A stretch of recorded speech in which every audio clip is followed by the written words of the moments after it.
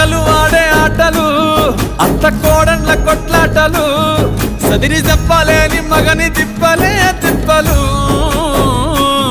రచ్చబండ మీద ఆటలు ఛాయ బండి కాడ మాటలు వచ్చిపోయేటోళ్ళ మందలించుకునే సంగతే గమ్మతి కట్ట పుట్టలల్ల కూర తక్కువలు సుట్ట బట్టలల్ల వేడి కట్టలు చేతనైన సాయం చేసే మనుషులు